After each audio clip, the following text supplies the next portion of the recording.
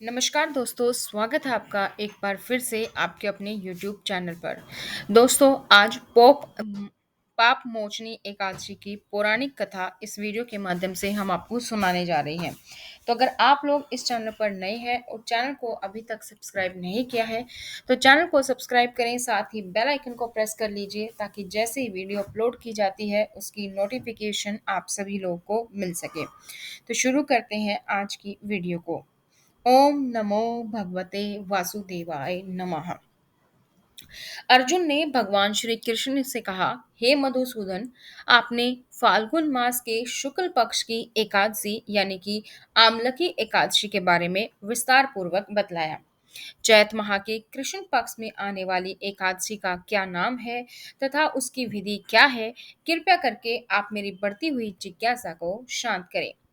भगवान श्री कृष्ण ने कहा, हे अर्जुन, चैत मास के कृष्ण पक्ष की एकादशी को पाप मोचनी एकादशी के नाम से जाना जाता है। एक बार की बात है, पृथ्वीपति राजा मांधाता ने लोमेश ऋषि से यही प्रश्न किया था जो तुमने मुझसे किया है। अतः जो कुछ भी ऋषि लोमेश ने राजा मांधाता को बतलाया वही मैं तुमसे कह रहा हूँ। राजा मानधाता ने धर्म के गुह्यतम रहस्यों के ज्ञाता महर्षि लोमश से पूछा, हे ऋषि श्रेष्ठ, मनुष्य के पापों का मोचन किस प्रकार संभव है? कृपया कर कोई ऐसा सरल उपाय बताएं जिससे सभी को सहज ही पापों से छुटकारा मिल जाए। महर्षि लोमश ने कहा, हे नरपति, चैत मास की कृष्ण पक्ष की एकादशी का नाम पाप मोचनी एकादशी है। उसके व्रत के प्रभाव से मनुष्यों के अनेक पाप नष्ट हो जाते हैं। मैं तुम्हें इस व्रत की कथा सुनाता हूँ, ध्यान पूर्वक श्रवण करो। प्राचीन समय में चैत्रथ नामक एक वन था। उसमें अप्सराएं किन्नरों के साथ विहार किया करती थी। वहां सदैव वसंत का मौसम रहता था, अर्थात उस जगह सदा नाना प्रकार के पुष्प खिले रहते थे।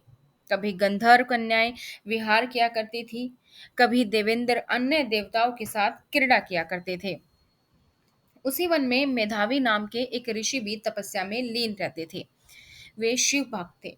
एक दिन मंजू घोषा नामक एक अप्सरा ने उनको मोहित कर उनकी निकटता का लाभ उठाने की चेष्टा की।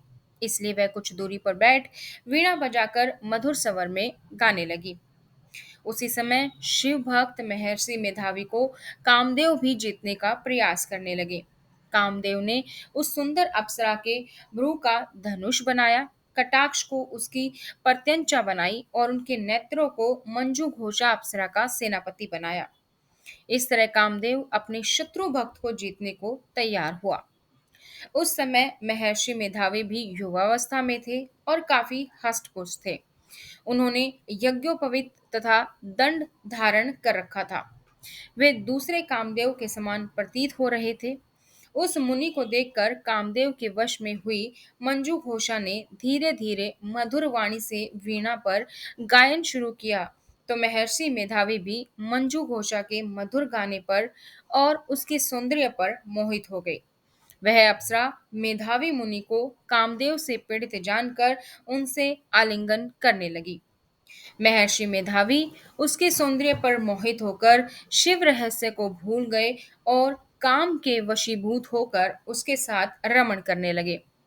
काम के वशीभूत होने के कारण मुनि को उस समय दिन रात का कुछ भी ज्ञान न रहा और काफी समय तक वे रमण करते रहे।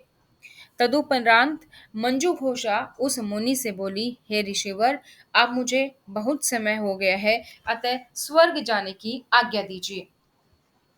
अप्सरा की बात सुनकर ऋषि ने कहा, हे मोहिनी, संध्या को तो आई हो, प्रातःकाल होने पर चली जाना। ऋषि ऋषि के ऐसे वचनों को सुनकर अप्सरा उसके साथ रमण करने लगी। इसी प्रकार दोनों ने साथ साथ बहुत समय बिताया। मंजू घोषा ने एक दिन ऋषि से कहा, हे विप्र, अब आप मुझे स्वर्ग जाने की आज्ञा दीजिए। मुनि ने इस बार भी वही कहा, हे रूपसी, अभी ज्यादा समय व्यतीत नहीं हुआ है, कुछ समय और ठहरो। मुनि की बात सुन अप्सरा ने कहा, हे ऋषिवर, आपकी रात तो बहुत लंबी है, आप स्वयं ही सोचिए कि मुझे आपके पास आए कितना समय हो गया है। अब और ज्यादा समय तक ठहरना क्या उचित है? अप्सरा की बात सुन मुनि को समय का बोध हुआ और वह गंभीरता पूर्वक विचार करने लगा। जब उसने समय का ज्ञान हुआ कि उन्हें रमण करते हुए 57 वर्ष व्यतीत हो चुके हैं, तो उस अप्सरा को वह काल का रूप समझने लगे। इतना ज्यादा समय भोग विलास में व्यर्थ चला जाने पर उन्हें बड़ा क्रोध आया। अब वह भयंकर क्रोध में जलते हुए उस तप नाश करने वाली अप्सरा की तरफ भरकटी तान कर देखने लगे।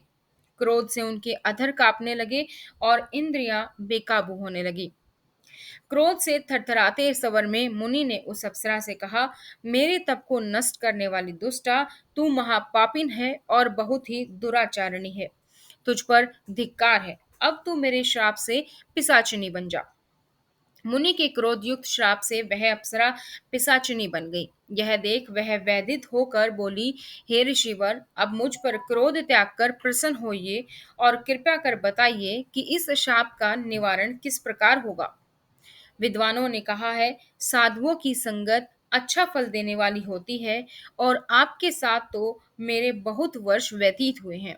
अतः आप अब मुझ पर प्रसन्न हो जाइए, अन्यथा लोग कहेंगे कि एक पुण्य आत्मा के साथ रहने पर मंजू घोषा को पिशाचिनी बनना पड़ा।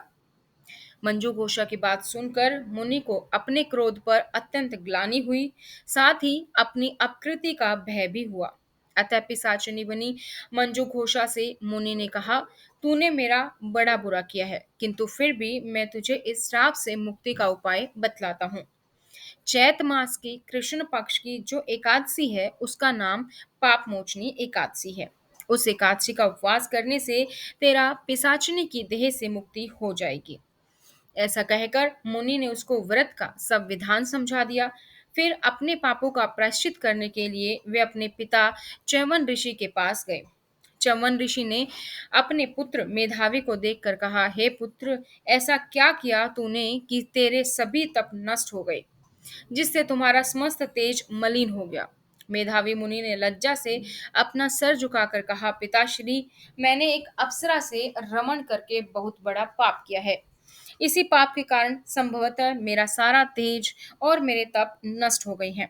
कृपया करके आप इस पाप से छूटने का उपाय बतलाइए। ऋषि ने कहा, हे पुत्र, तुम चैत माह के कृष्ण पक्ष की पाप मोचनी एकादशी का विधि तथा भक्ति पूर्वक उपवास करो। इससे तुम्हारे सभी पाप नष्ट हो जाएंगे। अपने पिता चौवन ऋषि के वचनों को सुनकर मेधावी मुनि ने पाप मोचनी एकादशी का विधि पूर्वक व्रत किया। उसके प्रभाव से उसके सभी पाप नष्ट हो गए। मंजू घोषा अप्सरा भी पाप मोचनी एकादशी का उपवास करने से पिशाचिनी की देह से छूट गई और पुनः अपना सुंदर रूप धारण कर स्वर्गलोक को चली गई। लोमश मुनि ने कहा, हे राजन, इस पाप मोचनी एकादशी के प्रभाव से समस्त पाप नष्ट हो जाते हैं और इस एकादशी की कथा के श्रवण व पठन से 1000 गोदान करने का फल प्राप्त होता है।